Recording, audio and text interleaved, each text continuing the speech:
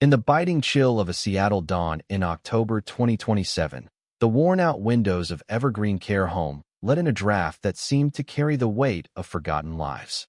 Lily Harper, a 26-year-old nurse with tired eyes and faded scrubs, stepped into the lobby, clutching a paper bag of homemade scones she'd baked for the residents. Her youthful face, framed by a loose ponytail, often led people to mistake her for an intern rather than a licensed nurse. She never corrected them. Her father had always said that actions spoke louder than words, and Lily lived by that quiet wisdom. Today, though, as she crossed the threshold, the facility's manager, Mrs. Clara Vaughn, beckoned her with a smile that barely hid her impatience. "Lily, good. We've got a new resident, no family, no insurance. Probably won't be here long. Just keep him comfortable, all right?" The words stung, but Lily nodded, swallowing the familiar ache. She'd been at Evergreen long enough to know how the staff dismissed those who couldn't pay for premium care. The hallway, lit by flickering fluorescents, smelled of antiseptic and neglect, its walls adorned with peeling murals meant to cheer, but failing miserably. As Lily passed the nurse's station, she caught the whispers of two colleagues, Sarah and Jenna, their voices dripping with mockery. "Still playing saint with the charity cases, Lily?" Sarah teased, her smile sharp. Jenna smirked. "Careful, you'll catch their bad luck." Their laughter followed Lily as she pressed her lips together, refusing to engage. For months, she'd endured their jabs, fueled by rumors that she'd given up a promising engagement to care for her dying mother, leaving her with nothing but debt. They called her naive, ambitionless. She let them talk, finding solace in the small moments of connection with the residents who had no one else. Her new patient was Mr. Edward Finch, a frail man with no listed kin, admitted with a stroke and patchy memory. His file was a single page, clinical and cold, palliative care recommended. The words twisted in Lily's chest as she entered his room, where dim sunlight filtered through tattered curtains. Edward lay there, his thin frame swallowed by the bed, his eyes distant. She sat gently beside him, smoothing his threadbare blanket. "I'm Lily," she said softly. "I'll be here for you." He blinked, struggling to focus, and whispered, "Edward," his voice barely audible. She offered a warm smile, memorizing his name even if he might forget it by tomorrow. When she asked if he needed anything, he shook his head, but his gaze lingered on her, grateful for the question. That afternoon, between rounds, Lily returned to read him a weathered novel about a coastal town's fishing history. Edward's eyes fluttered shut, but a faint smile curved his lips as her voice filled the room. "Boats, I remember boats," he murmured once, his words drifting. She didn't push, letting the quiet companionship settle between them. Sarah passed by, smirking from the doorway. "He won't remember a word of that tomorrow," she said. Lily shrugged, her voice steady. "Maybe not, but he's calm now." Sarah scoffed and walked away. Lily stayed, stroking Edward's hand, its skin like fragile parchment, determined to give him the dignity others withheld. Over the weeks, Lily's bond with Edward grew. She read to him daily, hummed old folk songs her mother taught her, and brought small gifts: a daisy from the courtyard, a piece of chocolate. Sometimes, Edward's eyes cleared, and he'd ask, "Will someone sit with you when you're old?" The question pierced her, but she only squeezed his hand, letting silence answer. Other times, he barely recognized her, yet her presence seemed to anchor him. Mrs. Vaughn, noticing Lily's dedication, pulled her aside. "Focus on the paying residents, Lily. We're not a charity."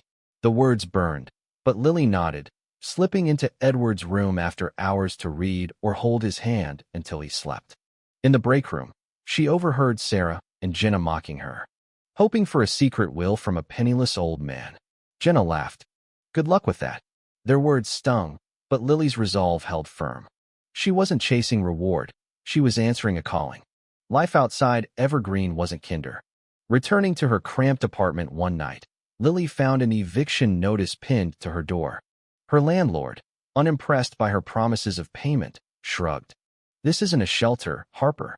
Pay up or get out." Inside, she found hate-filled notes from neighbors. "Take your kid and leave. We don't want your mess here." Her hand grazed her belly, feeling the faint kick of her unborn child, a secret she'd kept from everyone at work. The father was gone, and the gossip would be merciless if they knew. Alone, She thought of Edward's question about growing old, wondering if her child would face the same scorn she did. Her mother's words echoed. Kindness keeps the world soft, Lily. She clung to that, vowing to endure for Edward, for her baby, for herself. One stormy evening, chaos struck Evergreen. Edward suffered a second stroke, his face twisted in pain, his speech reduced to gasps. With the staff stretched thin, Mrs. Vaughn dismissed advanced care for him. No insurance, no family. Just keep him comfortable. Rage surged in Lily, memories of her mother's death under similar neglect flooding back. She acted fast, draining her meager savings to buy medication and calling a doctor she'd met through volunteer work. The doctor stabilized Edward off the books, and Lily paid quietly, knowing Mrs. Vaughn would fire her if she found out. But Edward deserved a chance, and she wouldn't let him slip away without a fight. Miraculously, Edward rallied. For a fleeting moment, his memory sharpened, and he recognized Lily, thanking her with a clarity that stunned her. Then, with a voice steady and commanding, he demanded a meeting with Mrs. Vaughn, the board, and a lawyer. Whispers spread among the staff Edward was delusional, they said, an old man grasping at relevance. But Lily stood by him as he made cryptic calls, her heart pounding with uncertainty. At the meeting, Mrs. Vaughn arrived in polished heels, the board members trailing her, their faces skeptical. The lawyer, a sharp-eyed woman, clutched a briefcase. Edward spoke, his voice cutting through the room's tension. I am Edward Finch, founder of Finch Maritime, a shipping empire sold for millions decades ago. Gasps echoed. No one had connected the frail man to the legendary company, long thought defunct. He explained how, after losing his wife, grief drove him to anonymity, his fortune hidden in a trust. This place showed me how money buys care, he said, his voice trembling. But Lily Harper treated me like a person, not a burden. Then came the bombshell. My trust, worth $50 million, goes to Lily. The room erupted. Mrs. Vaughn's face drained of color, board members stammered, and the lawyer confirmed the paperwork was ready. Edward's eyes locked on Lily. You never asked for anything, but you deserve this. Lily's knees buckled, her mind reeling. I can't accept this, she stammered. I just did my job. Edward shook his head. No, you did what no one else would. Take it for yourself, for others. Mrs. Vaughn forced a smile, muttering about philanthropy, while board members fawned over Edward, offering upgrades they'd never considered before. Lily stood frozen, overwhelmed by the sudden shift in their gazes. The news exploded. Staff who once mocked Lily now fawned over her, Sarah and Jenna stammering apologies in the hallway. We didn't mean it, Jenna pleaded. Lily looked at them, remembering their cruelty, and said softly, I'm not here for revenge. Just treat people better. She walked away, their shame hanging in the air. In Edward's room, he smiled weakly. I didn't want it to happen like this, but you'll do good with it. Tears fell as she promised to honor his gift. Word of the secret millionaire and his nurse spread, and Evergreen staff scrambled to rewrite their image. Mrs. Vaughn issued a public apology, praising Lily's compassion, but Lily saw through the performance. As Edward's health faded, Lily stayed by his side, reading poetry under the dim glow of his room's lamp. One night, his breathing faltered. She pressed the call button, holding his hand as he looked at her with startling clarity. You gave me peace, he whispered. You gave me more, she replied, tears falling.